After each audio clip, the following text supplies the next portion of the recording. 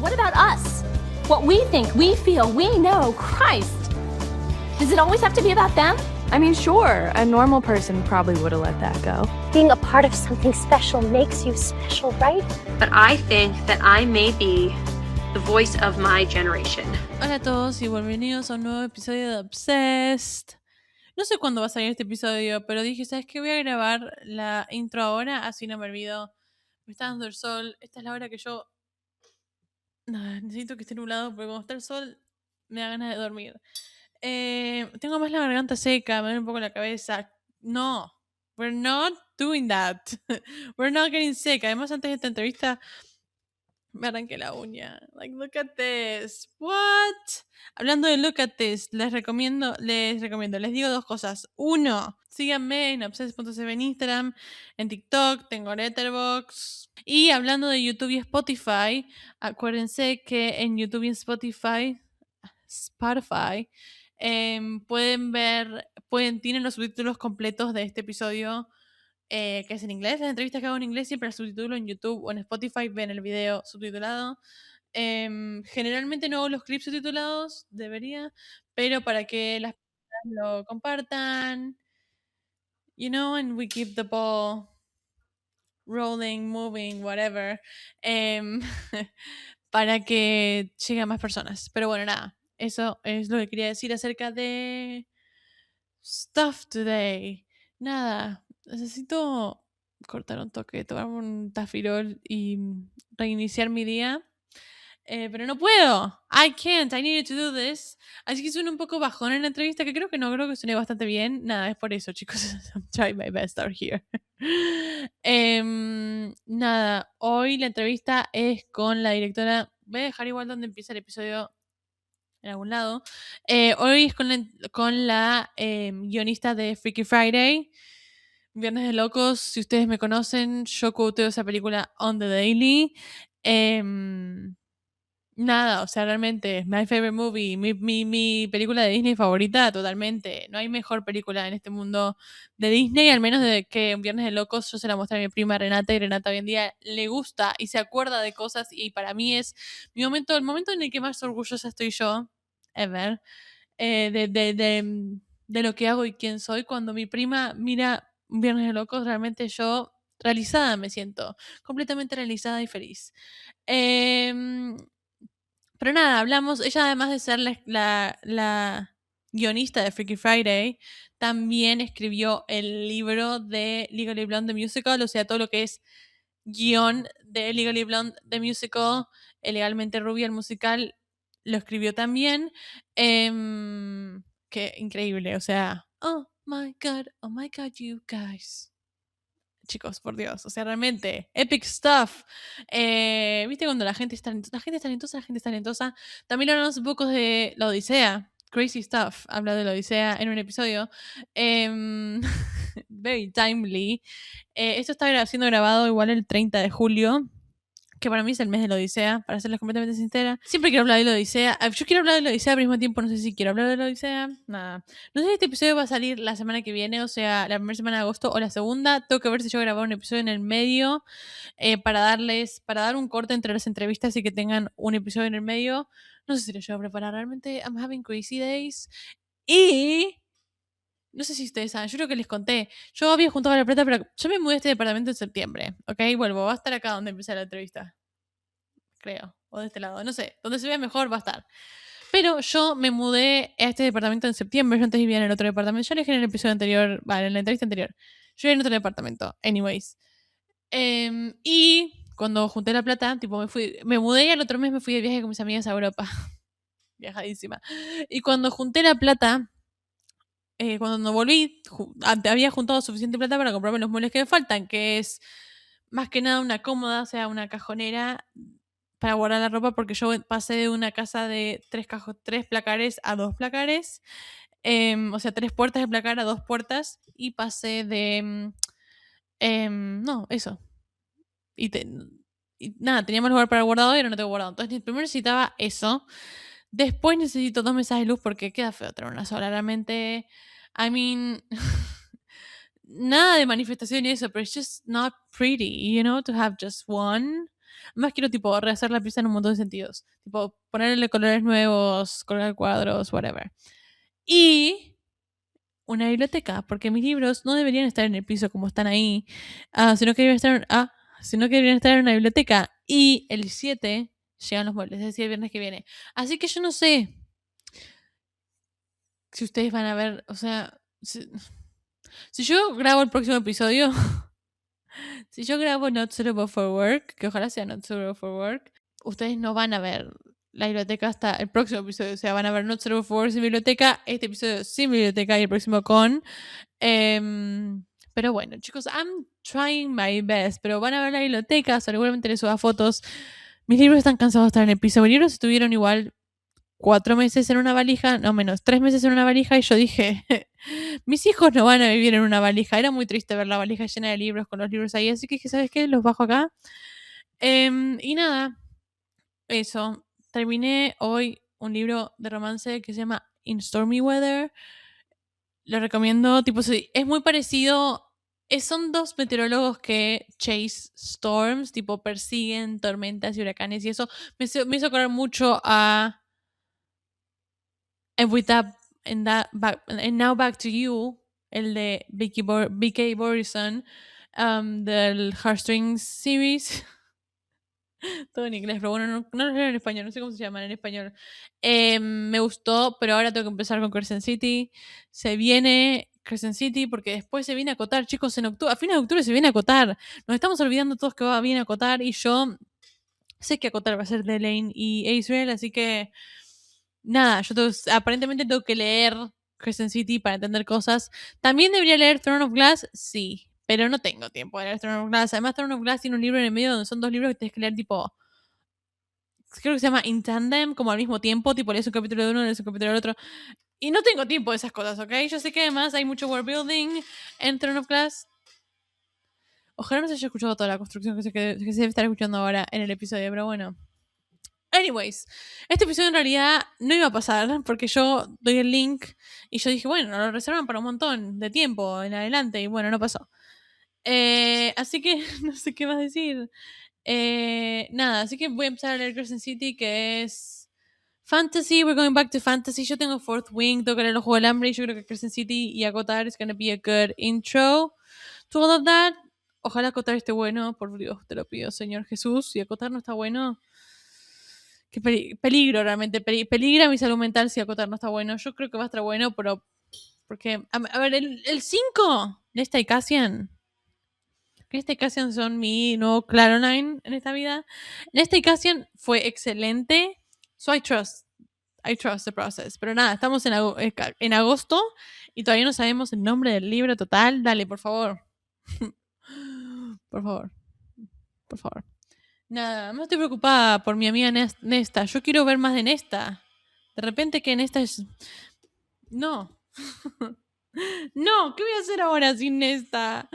Her story is complete. What do you mean her story is complete? ¿Que ahora voy a tener que ver todo desde el punto de vista de Feyre? I don't like that. Anyways. We'll figure it out.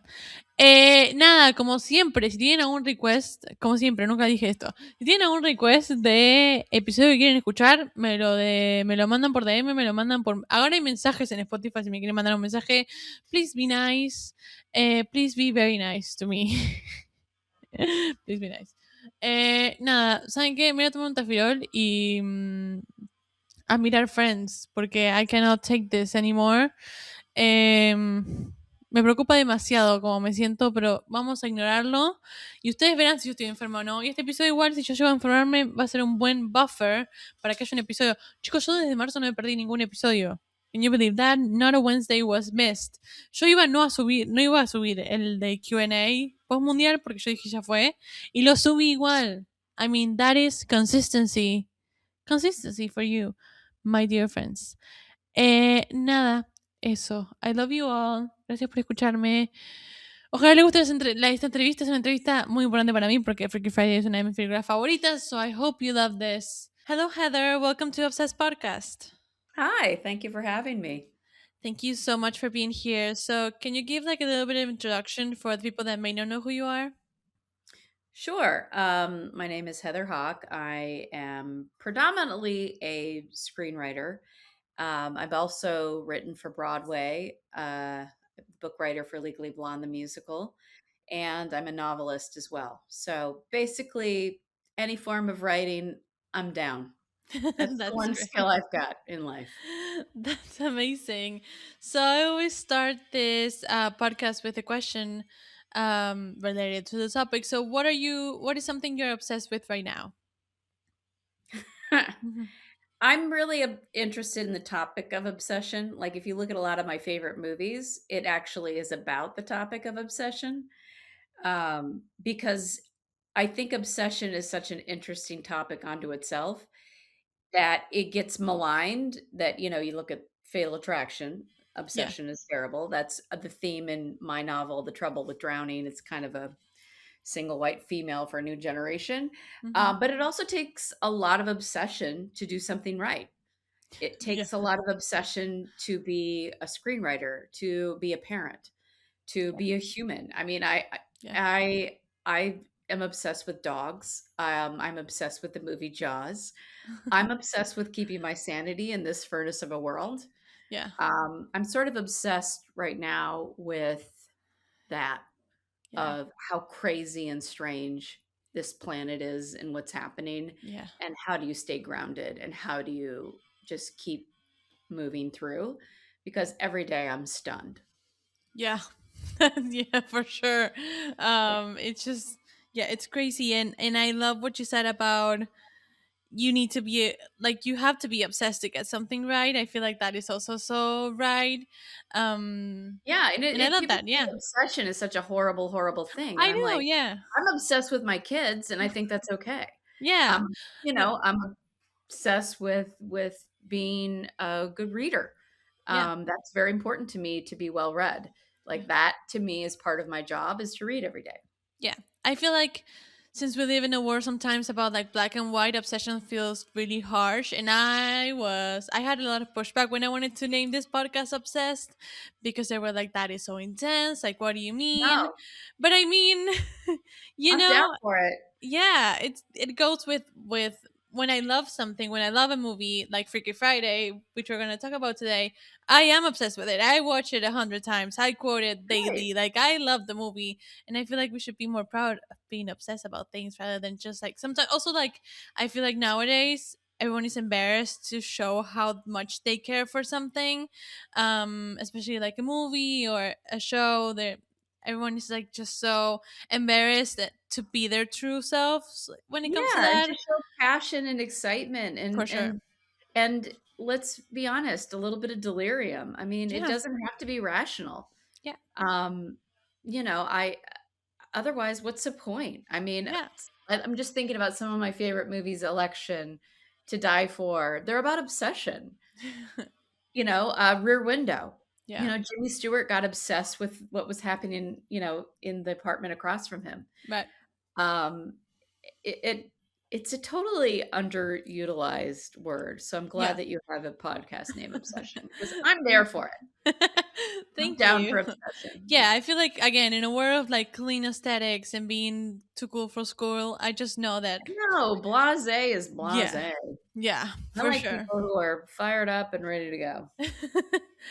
that's that's me, I think.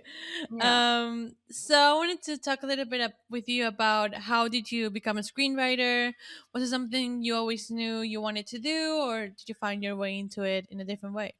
Yeah.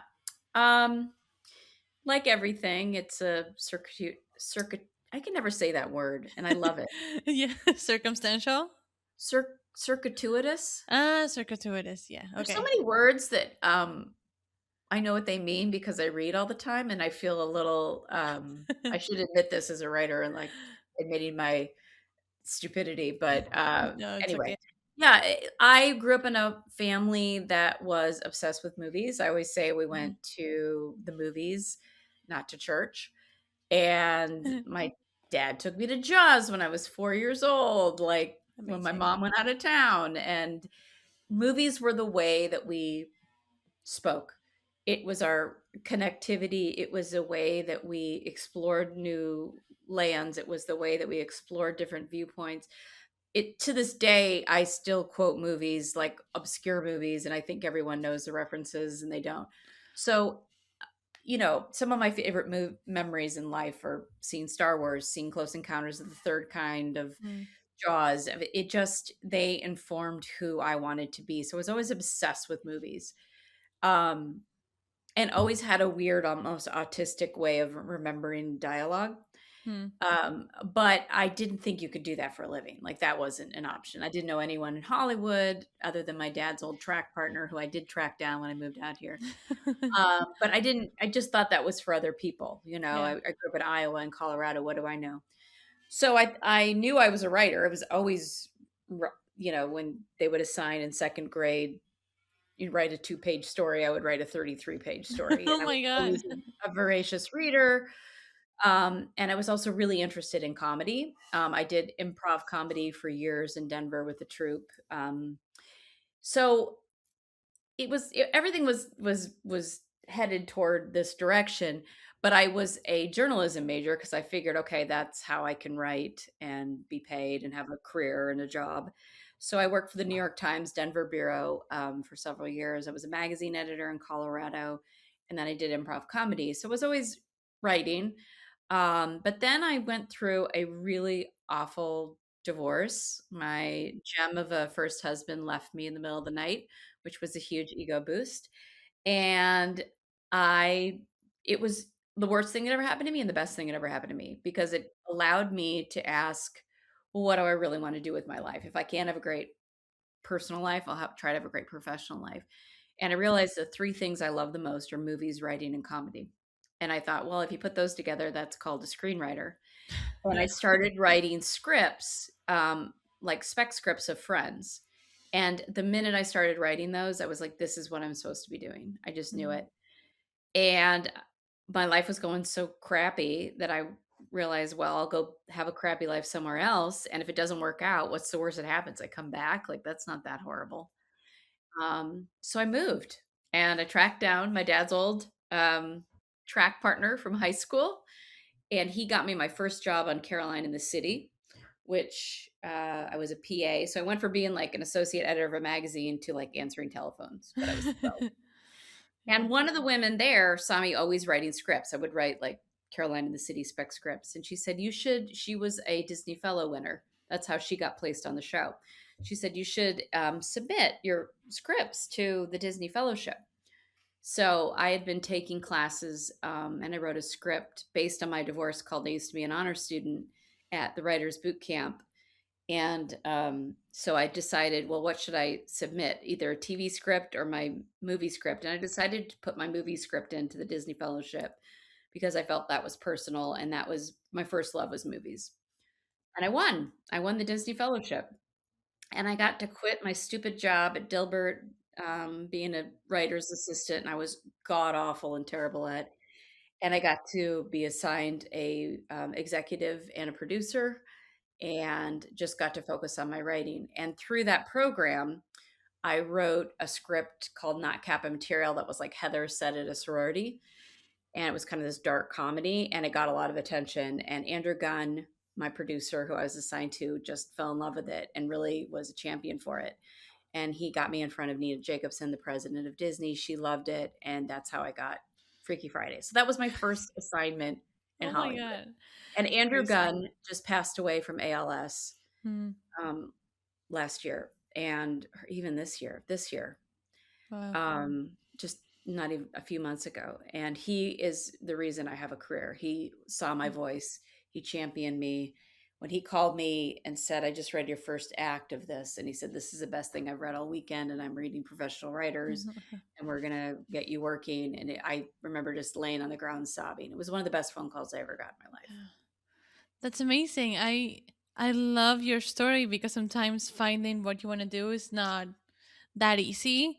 Yeah. Um Especially sometimes jobs and what you love and like hobbies or what you're obsessed with, since we're talking about something like that, it's so hard sometimes to keep it together. People advise you to keep them separately, just so you know you have a job. You don't live for work, but you work for a living, kind of like that Yeah. thing. Well, at least that's what happened to me, and I just love how you eventually found your way into doing something that you truly love and adding that thing you're obsessed with, which is movies, into your life and your professional life. And I feel like what you said about Andrew is very, it reminds me always of the phrase that Lady Gaga used to use a lot when she did A Star Is Born, like 99% of people don't believe in you, but there's that one person that does believe in you that can change your life forever. And I feel like that's Absolutely. so true. Yeah. Yeah, and this is a validation machine, Yeah. an industry, and Yeah, for I'm sure. still powerfully needy for validation, and I think we all are, for someone to see us and someone to Yeah. think we're special, and for someone to see our soul and feel like we have a purpose on this earth. We're all trying Yeah. to be seen in this world. For sure. And we usually think for Hollywood jobs or movie jobs that you need a contact, that you need like to be friends with the president, with the, and sometimes it's just hard work. You eventually get there if you're actually And working it's hard. luck. Luck finds Yeah, for sure. the talented. Yeah.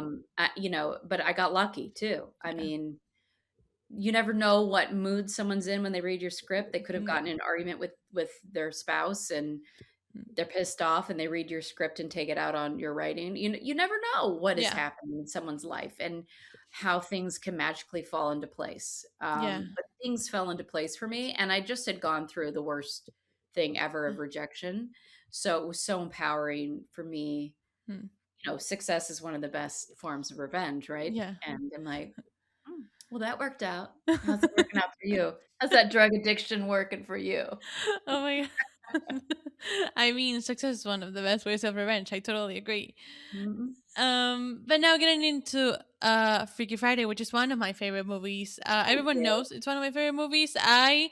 You know that scene where, like, I think it's like the Probably. first scene. Yeah, that first scene, one of the first scenes of the movies where Anna grabs the headboard and her mom grabs her feet. That's Yeah. what my dad used to do with me because I couldn't wake up. Yeah.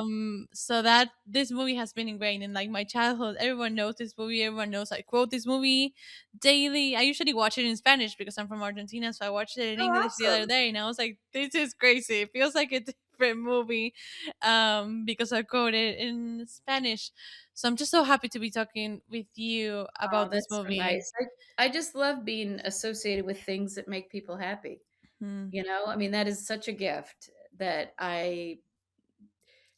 for me growing up, like movies were so instrumental in how I feel about the world and interact in the world. And knowing that I have a small piece in that same journey for other people is just delicious, you Yeah. know?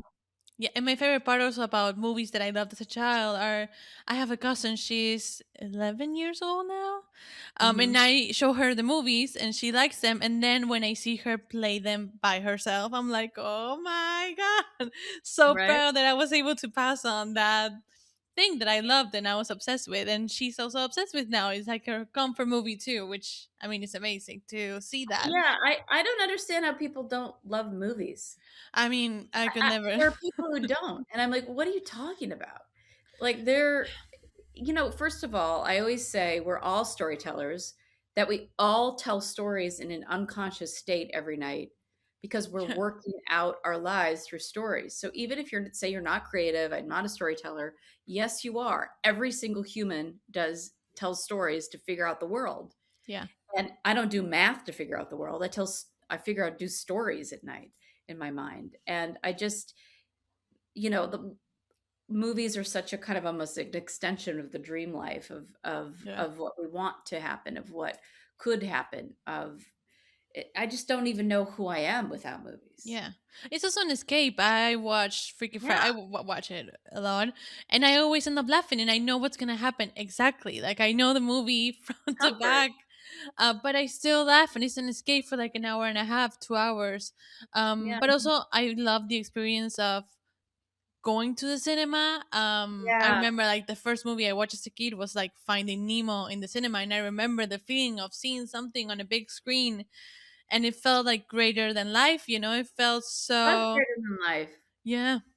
And And yeah. yeah, it's my parents. One of my first memories ever was they took me at 3 to see Woody Allen's Sleeper Oh my down in god. Des Moines, which is like an adult comedy. But I do remember the giant fruit in it, and Yeah. I wanted to be like, even just the hint of like Woody Allen movie was like, oh, I want to be a part of a world where everyone is cerebral and talks a lot and has culture Yeah. and these wonderful messy lives. I was just so fascinated with the adult Yeah. experience Yeah. represented on film. Yeah, for sure, totally. I was always obsessed with like the teen experience since I grew up Oh watching a yeah. lot of Disney. Like in this movie, Lindsay Lohan, I mean, she's like she was on every single movie at this time. She was on everything, and I was like, I want to be just like her. I mean, I ended up even like doing my Kind hair of. just like hers eventually. So I mean, we kind of Yeah. became the same person in a way. But yeah, I feel like, yeah, you never forget the movies that you love. And again, I just feel like, as you said in the beginning, when the world is like such a mess and there's so many things going on at the same time, sometimes you can just go into the cinema. I know my mom and dad watch movies, but they're not like movie fanatics like I am. And they're like, you go to the cinema alone. And I'm like, yeah, that's the best plan Oh, the ever. best. Seeing movies by myself in the middle of the day is like as good as it gets. When there's Yeah. no one around also in the cinema, I'm like, this And is you can really amazing. focus and Yeah. yeah, no, I'm a yeah, I've seen The Odyssey twice. Oh, It's just breathtaking. It's one of my favorite here. movies.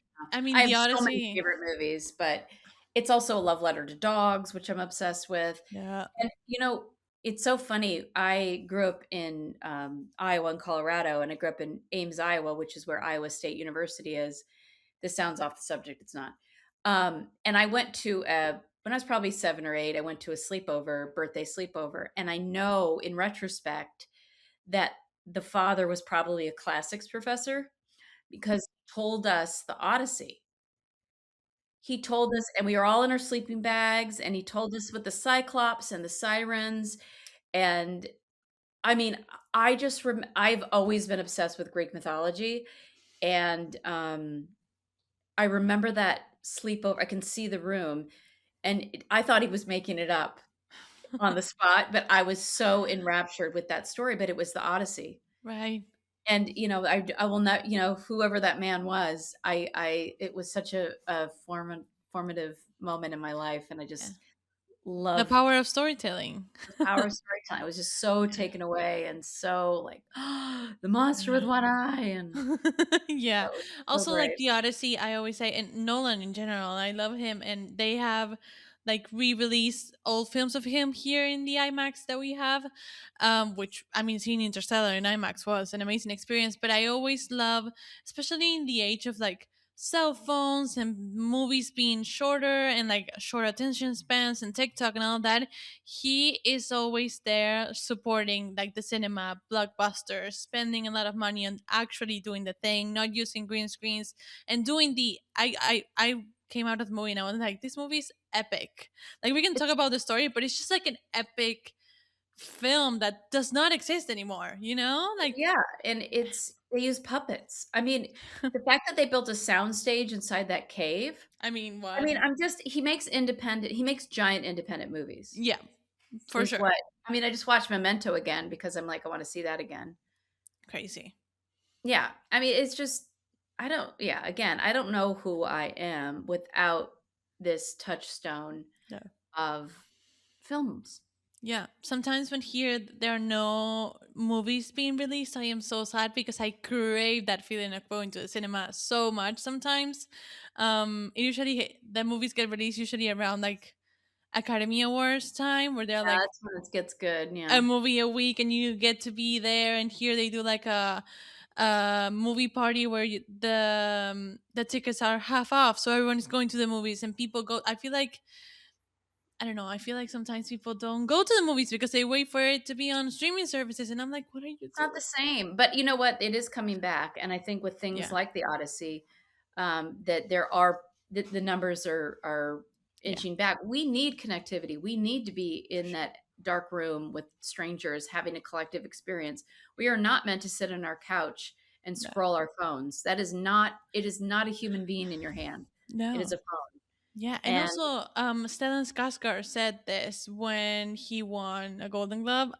I remember weird things, but he said this quote about being in the cinema and like your pulse being the same pulse as the next person, like that's the person next to you who you don't know, but you're all sharing the same experience of watching the same movie and taking it in a different way according to all of our personal experiences, and that is like such a special thing and yeah, message. Yeah, yeah, it's not like live theater in the sense that yeah, the audience becomes an actual almost member of the hmm, stage because they so inform the exchange of energy, but there yeah, is an exchange of energy.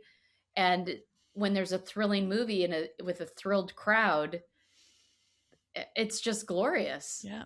I It's a mean, I city. remember watching The Odyssey the day after it was released here, and people now again, people are very like too cool for school, whatever, and no one ever claps after a movie here I always again.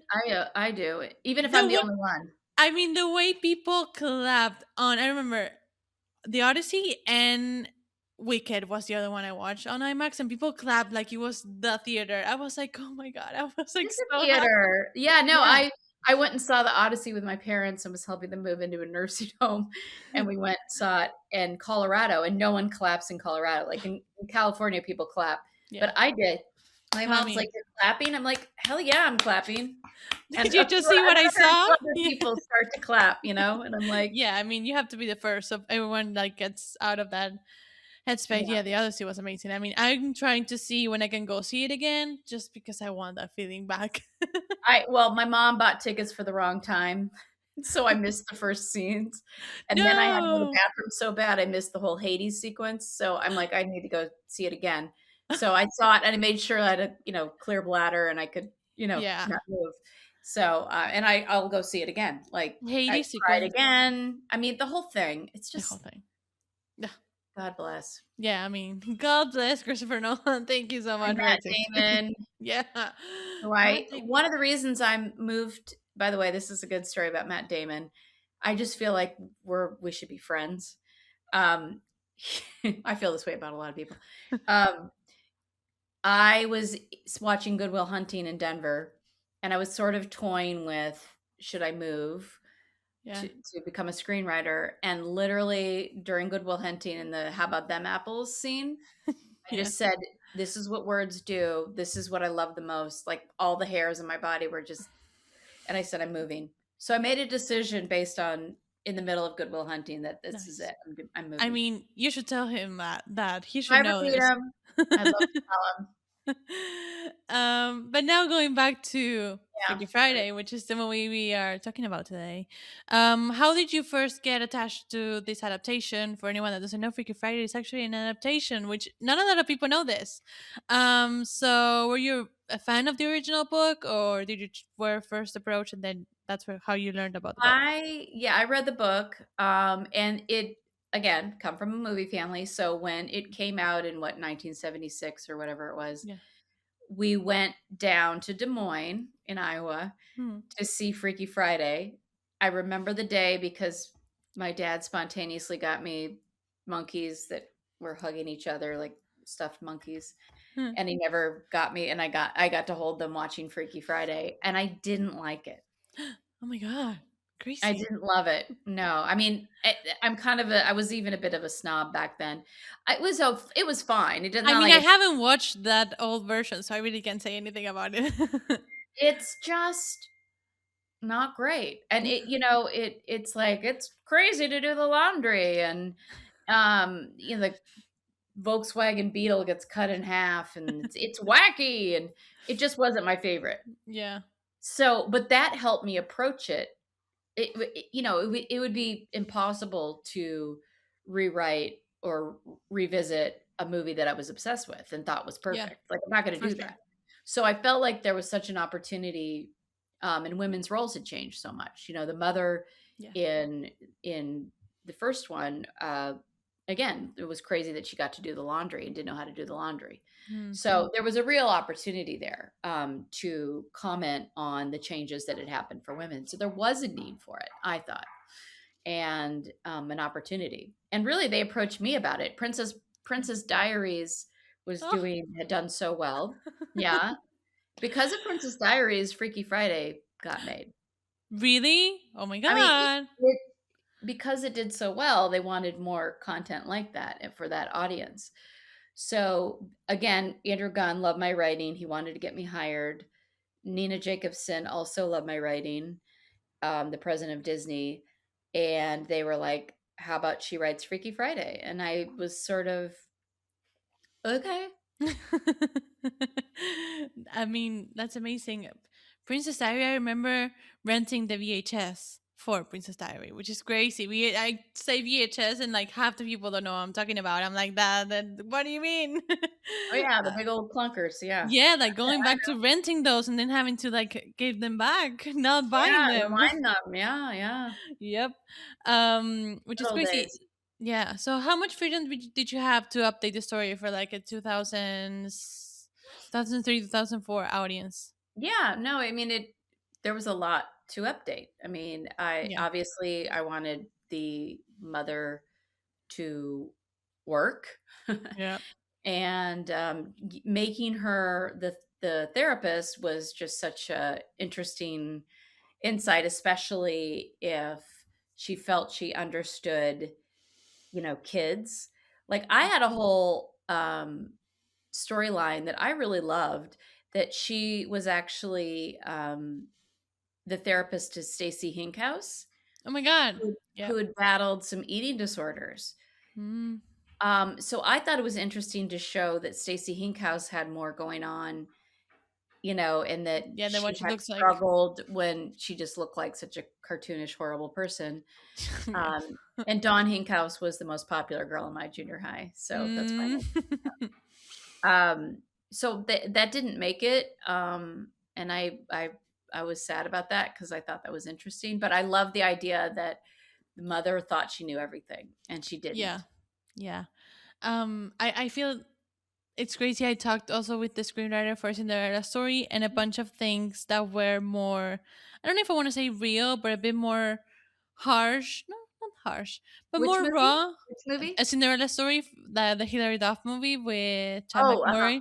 yeah. Chad McMurray was everywhere also during this Yeah. time. Well, it was Jake. I named him Jake because of Jake Ryan from 16 Candles, who was my favorite. Oh, I love that. Yeah, I wanted Jake Ryan to basically come back and be in the movie. Yeah, I feel like at that time people didn't used to write such real characters. I mean, in the Cinderella story, she was more of a princess, and she was like the best person, and she didn't have any misconceptions about the popular people, and they Mhm, were all mean to her, and she was like the best person ever, and never saying mhm, anything mean. And I feel like this movie is um way more real in that sense, but sometimes like the story you told about like what Stacy was supposed to have are things that got caught when it comes to like the mhm. Disney movie. And I feel like sometimes that creates an image in our head that the person that is mean to us, like Stacy, like a real life Stacy, doesn't have any real struggles. And I feel like it would be very interesting to see Yeah, I that. thought so too. And Yeah. it wasn't I up mean, to me, so yeah. so. It usually gets cut. So were Tess and Anna based on anyone in your personal life, or did you just come up with I their just came up personalities and their ways to be? with them. And Tess, I think originally was a skateboarder. There was a draft that didn't really work. I knew she kind of had to be kind of punk and a little left of center to have clash with her mother, because if there's no conflict, what's the point? They both, if they got along, there'd be no story. There'd be no story. But they both thought they understood each other. They both Yeah. thought they knew better, and they Yeah. didn't. And so once we came up with she was in a band, we were off to the races. Oh my god, the band. And I wanted it to be that she was also going to have a chance to open for Gwen Stefani, because I really wanted Gwen Stefani to be in the movie. Oh my god, she's not in the And movie. Madonna wanted to play Tess. Madonna wanted to play Tess. Oh my god, that would have been. Yes, and I was like, because I was such a Madonna fan, I was like, can I meet Madonna? No, but I was gonna the ask fact you. that happened in my life is bananas. Crazy. I was gonna ask you about the casting. Like, did you see any other people that were? Yeah, Annette Bening I was mean, going to play Tess. We had wow. lunch. She did a reading. She had been she did that movie with Kevin Costner, the Western movie, and she'd been in Montana for months, and she just came back and didn't want to do another movie and dropped out like at the Crazy. last second. So literally, I think if Nina Jacobson was watching on TV, flipping around and saw True Lies and saw Jamie Lee Curtis doing the whole dance sequence where she was Yeah. provocative and funny, and she's Yeah. like, "Oh my God, that's Tess!" And she got called like on a Friday and was on set on Monday. I mean, Jamie Lee Curtis is the heart of the film for me. She's just She's so so good. good. She's so awesome. And you know what's weird is my mother looks like Jamie Lee Curtis, to the point that my mom has a line ready. Like if you tell her, you know who you look like, and she's like, "Here it comes, Jamie Lee Curtis," and she would always say, "Oh, it's the body." Oh my So god. it's so weird that the movie I wrote about a mother, and I wasn't a mother when I wrote Hmm. Freaky Friday. The mother I wrote ended up being played by the woman who looks like my mother. Yeah, that's crazy. What I love about Jamie Lee Curtis and Lindsay Lohan is that they play so well the Yeah, other they were great person together. ages. I feel like Jamie Lee Curtis specifically does so well, like the attitude and just like the body language of a teenager. I was She is watching a it. big kid. She I is a was big kid. I And was she watching just it is yesterday. And I'm like, fun. she's the faces. I mean, she's just Yeah. like a teenager. This is crazy. She's wonderful. She's fun. She's a great lady. Yeah, I mean that's I mean I love that. Um Now going back to like the band and the song, was the song like the Take Me Away song written specifically for the film or was it Yeah. something that was somewhere else? I think it was written for the film. I thought the music was I fantastic. mean I the thought it music was is a fantastic. great soundtrack Yeah. and just great music. Yeah. And I Genuinely. feel like I love also how she gets to know her daughter through the music and through that thing Mhm. she loves, especially I mean everything else, and she kind of like understands it in the third act where she plays a guitar on the Wango Tango audition. I love that scene, I love that part, I just love, how you Well, they see. step into each other's shoes. I mean, for real. Yeah. I You mean, know, you see and again Jamie Lee Curtis in like the rocker teenager attitude, while the other one is like the mom doing this. yeah. But they're like in each other's body. I mean, I feel like that's one of my favorite Well, parts of the Lindsay movie. was really great too, playing the Yeah. stiffness I of mean, yeah. She my was one so of my good. favorite scenes is when they get dressed and they're dressed in like different like fashion and she's Grunge like all like town, yeah. yeah, like she pulls her hair back and she's like all so You can see her perfect. pretty face, yeah, Yeah. which I'm trying to do to my son right now. Get a I mean, haircut. this movie reminds me so much. I have a younger sister. She's 20 now, but when she was 16, my mom and her were they had this relationship. I was like, this is you two personified. This is crazy. Yeah, well, mother-daughter, it'll forever be a Yeah. topic. It'll forever be a story. I mean, Yeah. it's a safe place. You know, my daughter takes out everything on me. I'm the safe place to dump. Yeah. Like it just is gonna, 100 years from now, when mothers and daughters will be having the same conversation. And that's why it resonates. It's Yeah. because it's a universal story. Yeah. I feel like all relationships are similar, but there's a different relationship with each pair of like mother daughter. Like my Yeah. relationship with my mom is different than my sister's relationship with my mom, and it's just like Yeah. it keeps on changing. But we all can relate to this movie in a way, Hmm. I Yeah, love even the best also. of relationships, I mean, there's I tension, mean, yeah, it's for family. sure. It's crazy. Yeah, yeah, Yeah. which is crazy. I sometimes think about that. Yeah, like you have a mom and a dad, and you kind of have to like them usually.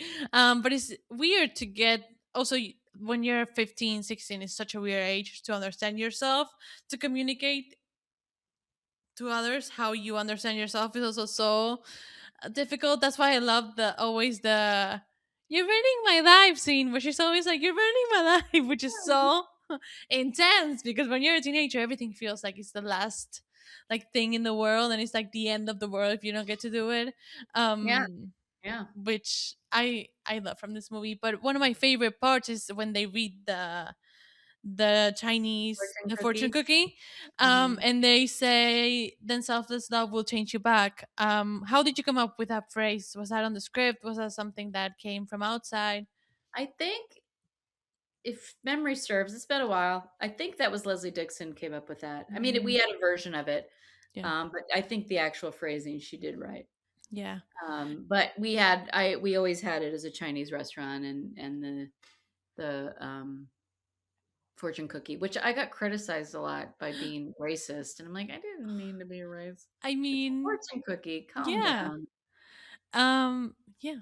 I feel Yeah. like we all want to open a fortune cookie and for something to happen, like Someone an tell you what earthquake to to do happen for or it. something. Yeah, yeah. That was a great way in, I thought, and the earthquake, and no one felt it except them, Yeah. and also just shooting it in Chinatown was so cool. I just Yeah. thought that Mark did such a good job with capturing that The whole thing. specificity of that place. Yeah. Yeah, for sure. Um and I also love like the chemistry. This is weird. The chemistry that Jamie Lee Curtis and Chad McMurray have in this movie when they are in the restaurant, like talking to each other. That That was is a little crazy. inappropriate. I That really wasn't my contribution, to be frank. I Yeah. Leslie Dixon had more to do with that. But it worked, Yeah. and It works perfectly. yeah. And what is one of your favorite um parts of the movie that parts of the screenplay that you saw in the movie that you love how it translated? When I wrote the scene where they switch back at the rehearsal dinner, Yeah. um, I cried writing it, Mm, and I just felt it so completely and so deeply. So to see how beautifully it turned out in that gorgeous space and how heartfelt it was, it was a yeah. continuation of what it was existing in my mind that made me so emotional. Yeah. So I really love that scene. Yeah. I feel like that's the best part of the movie. And then I also love the scene with where I mean Anna in the body of Tess goes to the teacher Oh parent yeah. conference, Oh yeah. where she realizes that the brother actually loves her. Yeah. Because that's also such a interesting relationship, like the older sibling with the old teenage sibling, and I also love that scene a lot. Mhm. Oh, Yeah. thanks. Yeah, I love that. um but then I just wanted to ask you, and then I'm gonna ask you a few questions about Legally Blonde the musical, which is another favorite musical. Freaky Friday has gone in a lot like a second life with the whole new generation Yeah, I'm so thrilled. finding it. Yeah, especially with like the second movie coming out and everything last year. I had Did- nothing to do with that, no, I mean, I can tell which because the I did original. have something to do with it because I came up with those I characters. mean, yeah, for sure. But like, I feel like the original has such a specific heart about again the mother daughter, and in the second one that kind of got lost a little bit. Especially like the serendipity of finding of the cookie scene and like the like all of that got a I little felt bit like more like magic also around it. having so many characters. Yeah, When it switch. was just mother-daughter, there was more time to spend with each, and Yeah, you kinda got to dig a yeah, little deeper. That was my yeah. only It I was still mean, fun my to thing see is that everybody again. yeah, Yeah. Jamie Lee Curtis is still the best. I just cry laughing. I laugh crying every. I mean, yeah, it's the Aw. best. But did you expect this movie to be a comfort movie, or like a staple No, 20 years later? no. Um, it's been shocking, the life of it, which is so thrilling. Again, I want to be a part of positivity in this world, and I love that the work I've done is. I'm also the gym teacher, by the way. Really? Yeah, Oh my god! the one who blows the whistle. Right. That's me. And if I never want to sign up for a movie to be a cameo in really bad sweatpants. Like no one looks good in sweatpants. Like don't have your film debut in sweatpants. That's crazy. Oh my god! Rule I rule s- of rule of the day. I mean that's crazy. That's crazy that you got to be a part of it and got to be like involved in the movie in a way, Yeah. because sometimes people don't get to be involved in it. You give an idea and it has 1,000 rewrites, and then you really never get to see it. Did you go to like the premiere of the movie? Do you know Yeah, how, like, can you talk a little bit about that? I feel like that could be really interesting. it was it was so magical. I mean, just to be there with my parents and my husband and, taking pictures with Jamie and I went to one screening earlier that it had gotten like one of the best responses with the audience ever, and Michael Eisner came up to me and said this is going to be a huge hit, and I was like, wait, what's happening? But the big thing I remember about the premiere, in addition to how incredible it was, and I love my dress and all the things, and got to be in a limo and da da da. um Someone came up to me and said that they were talking with Nina after, of like, who do you credit this movie with? And she said Heather Hawk. Oh, And that's amazing. I'll whatever I'll take that to the, that, Yeah, like, that's one of the nicest things a compliment I've ever heard. yeah, amazing. And if you swap bodies with your own mom for a day, what's the first thing you think could go wrong? Oh, everything. Everything. Amazing.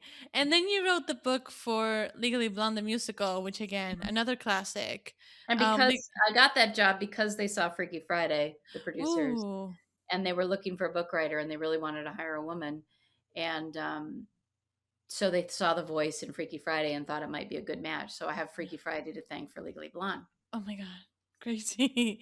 Yeah. um, Adapting a movie to the stage. I mean, I just I feel like it's such a tricky. I mean, you adapted like the original film to like a newer film, and it worked amazingly because I mean it's one of my favorites, and it's a lot of people's favorite. But I feel like also adapting a movie to like a stage musical is like so different than what you did. What was the biggest challenge doing that for you?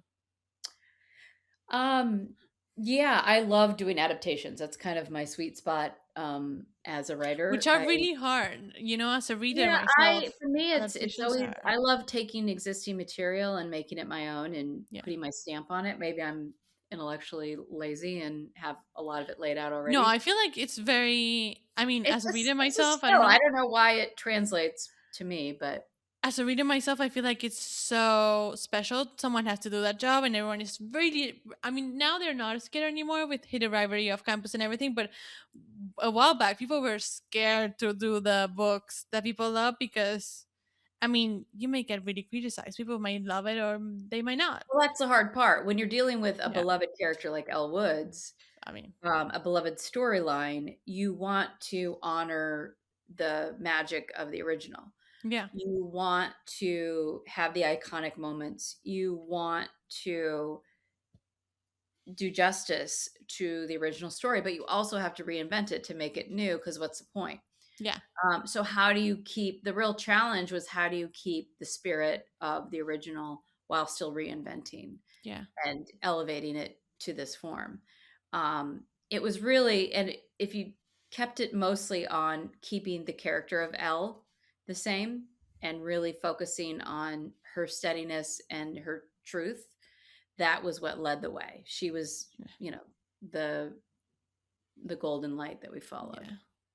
Yeah, and how was it working with composers and like the people that write lyrics just to get like the book and the music all to like combine and be Yeah, like I worked with, one project? right, with the brilliant Nell Benjamin and her husband Larry O'Keefe, who did the music, and you work just very, very, very carefully and closely together. It's a relationship, and um, we worked on it, and then Jerry Mitchell was very involved too, the director and choreographer.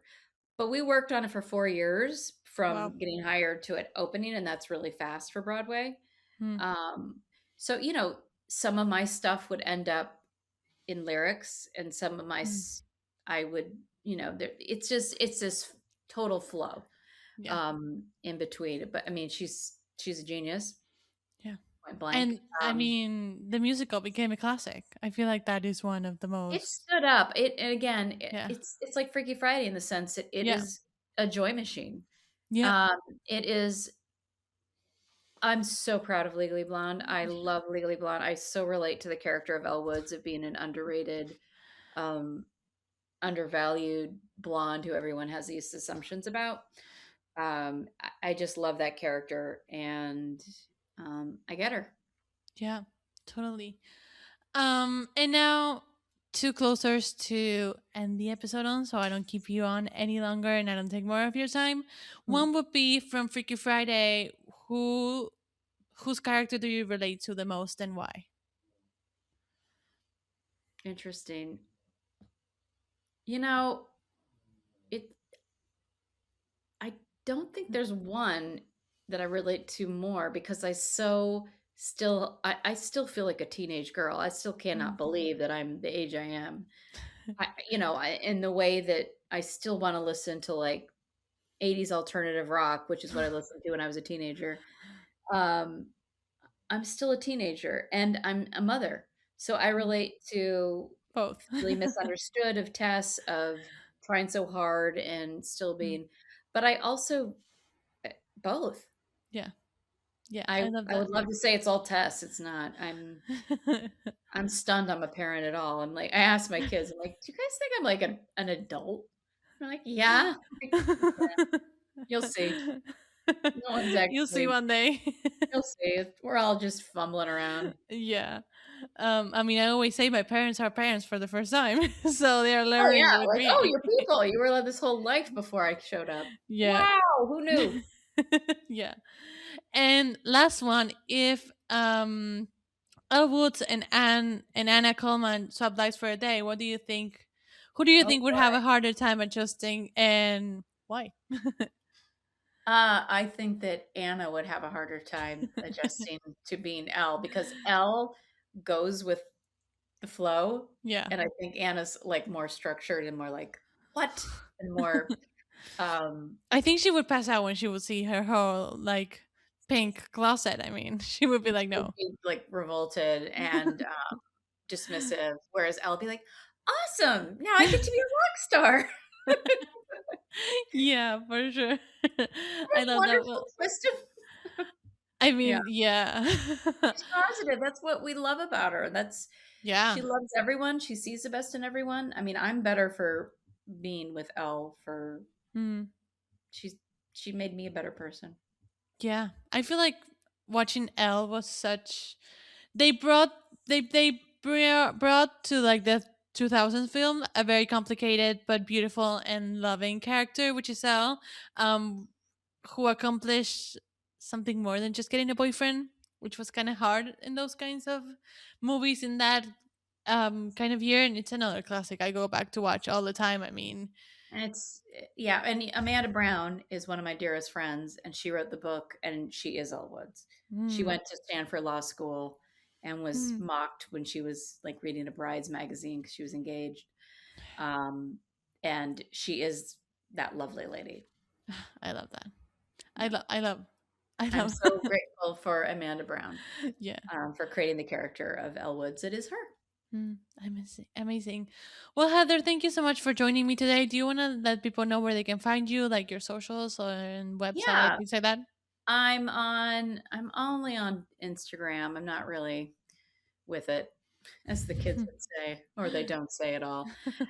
You can find me on Heather Hach, Hach, Hearn, Hearne, at Instagram. And also my book is available. It's a psychological thriller, The Trouble with Drowning. I always have to push it because it's Amazing. another baby of mine. Yeah, amazing. Well, again, thank you so much Thank you so for much. joining This me was so today. fun to talk to you. Yeah.